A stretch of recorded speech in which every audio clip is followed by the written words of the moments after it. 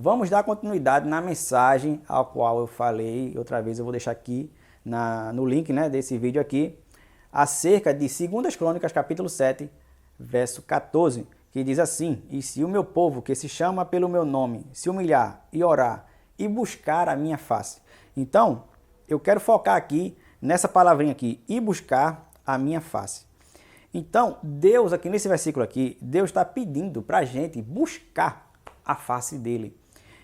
Mas para isso, eu separei alguns versículos aqui para que a gente possa entender como devemos, como se faz para chegar até a face de Deus. E isso é possível?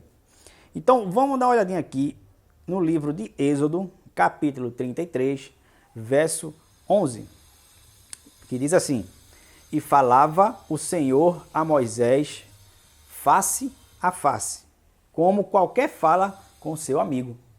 A Bíblia está dizendo aqui que o Senhor, Deus, falava com Moisés face a face.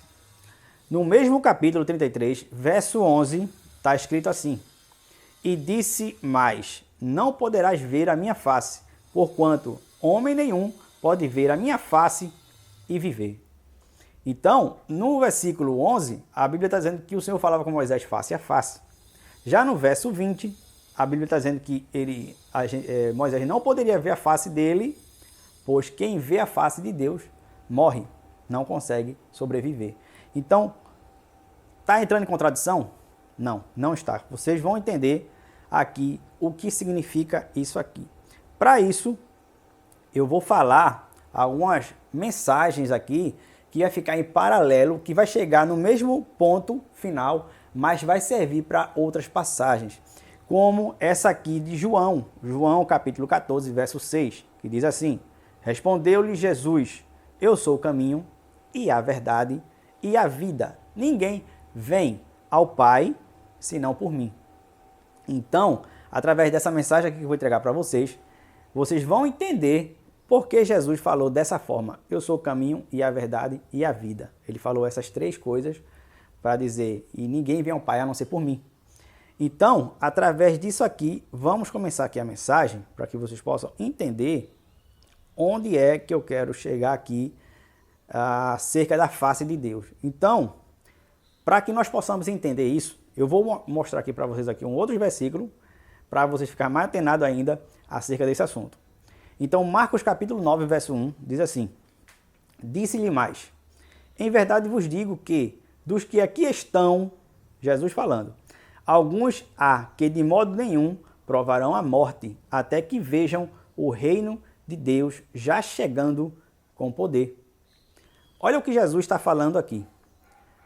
Alguns há que de modo nenhum provarão a morte, dos que aqui estão. Ele diz assim, ó, "em verdade vos digo que dos que aqui estão, alguns há que de modo nenhum provarão a morte, até que venha o reino de Deus já chegando com poder." Ou seja, Jesus prometeu para algumas pessoas ali, naquele momento, que ele não ia morrer sem antes ver a glória de Deus, sem ver o reino de Deus. Então, veja que interessante, reino de Deus. Vamos lá, outra mensagem aqui no livro de Lucas, capítulo 17, verso 20, diz assim: "Sendo Jesus interrogado pelos fariseus sobre quando viria o reino de Deus, respondeu-lhes: o reino de Deus," isso é Jesus falando para os fariseus, "o reino de Deus não vem com aparência exterior. Nem dirão: ei-lo ali, ei-lo aqui, pois o reino de Deus está dentro de vós." Tem uma outra tradução que fala entre vós. Essa aqui fala dentro de vós. Vamos para uma outra passagem no livro de Coríntios, capítulo 3, verso 16, que diz assim: "Não sabeis vós que sois santuário de Deus e que o Espírito de Deus habita em vós?" Então, aqui fica bem claro, por essas mensagens aqui, que se nós somos tabernáculo de Deus, santuário de Deus, onde Deus habita, se ele habita dentro de nós, se o Espírito Santo está dentro de nós, logo o reino de Deus está dentro de nós. E como é que isso é possível? Eu vou estar falando aqui sobre algumas mensagens acerca desse assunto aqui, que vai tanto levar para 2 Crônicas 7,14 para buscar a face de Deus, como também vai explicar 14,6 de João, que diz que Jesus é o caminho e a verdade e a vida. E ao mesmo tempo, vamos aprender como chegar até a face de Deus. Então, no tempo de Moisés, Deus pediu para Moisés construir um tabernáculo, uma tenda, né, para ele no deserto. Então Deus deu todo o material, deu todas as medidas, os materiais que Moisés ia utilizar para fazer o tabernáculo. Então ele também, a Bíblia diz lá, se vocês quiserem ler lá, Êxodo capítulo 25. E Deus também fala que capacitou alguns homens para que eles pudessem fazer os materiais que Deus queria que fosse daquela forma. Então Deus capacitou alguns homens e mandou Moisés já construir esse tabernáculo que ele queria morar com o povo dele. Então Moisés começou a construir. E esse tabernáculo, vou resumir porque é muito detalhe, esse tabernáculo ele tinha a porta de frente, que na verdade não era uma porta, era tipo um véu, e existia um outro dentro que levava para o lugar santo, e dentro do lugar santo tinha um outro véu que levava para o Santo dos Santos, ou Santíssimo. E esses véus, tanto lá da porta do átrio ou do pátio, como muitos falam, essa porta se chamava de caminho.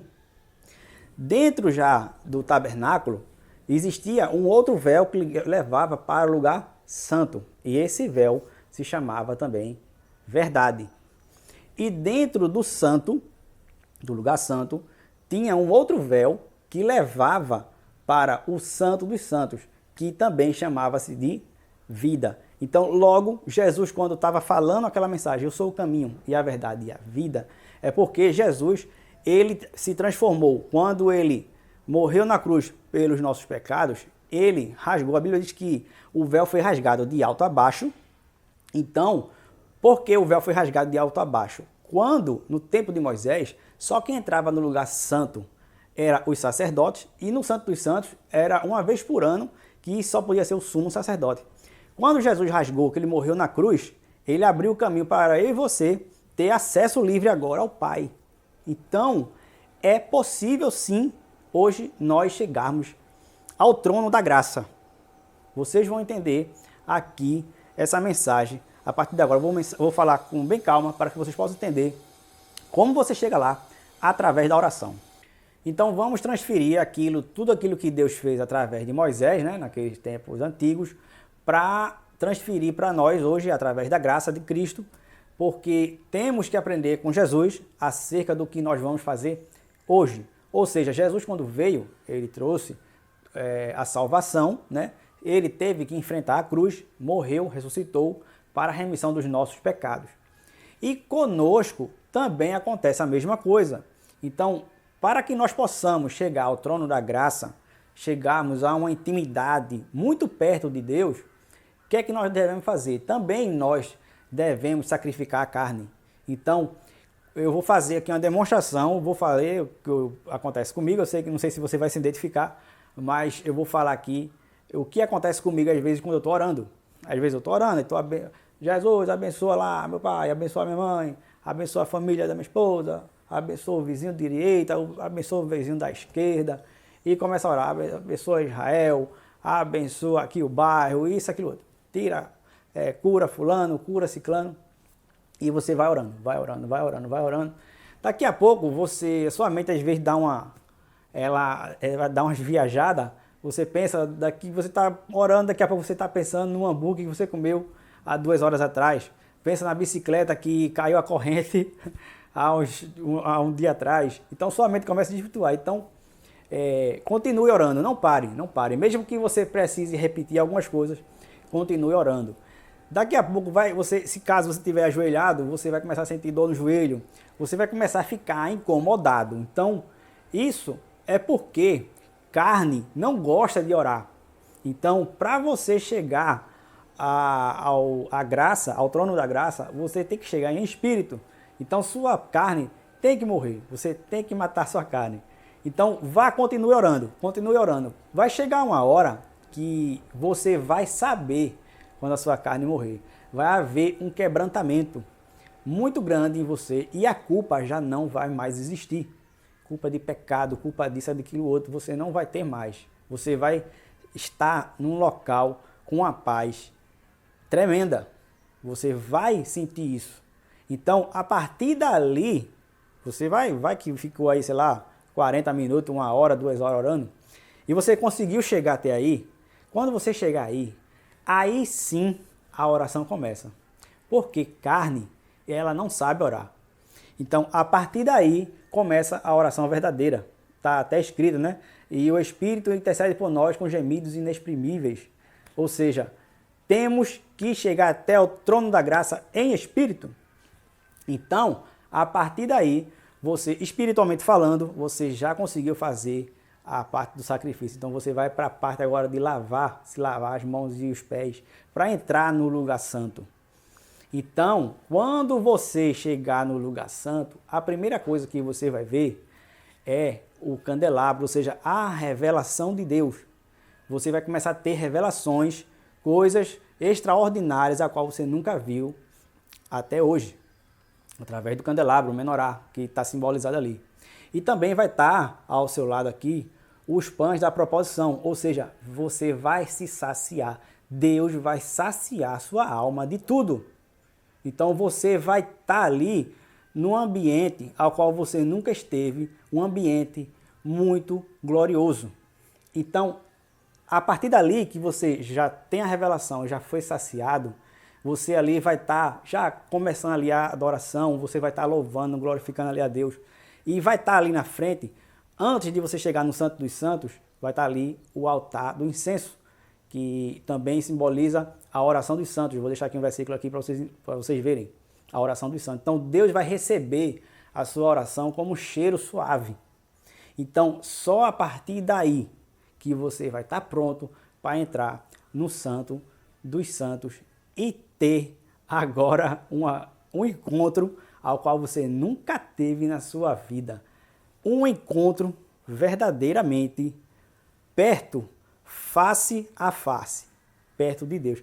Ah, Luciano, mas tu dissesse que Deus, se a gente vê a face de Deus, a gente morre. Então, a Bíblia diz que Deus falava com Moisés face a face. A Bíblia não está dizendo que Deus viu a face de Moisés, diz que Deus falava com ele face a face. Ou seja, isso é possível? É sim. Minha mão está aqui. Se eu posso aqui estar falando com ela com o olho fechado. Então, eu sei que minha mão está aqui e eu estou falando com minha mão face a face aqui, ó. Mas eu não estou vendo minha mão, porque meu olho está fechado. Então, pode ter acontecido isso. Deus ele pode ter fechado os olhos de Moisés para que ele não morresse.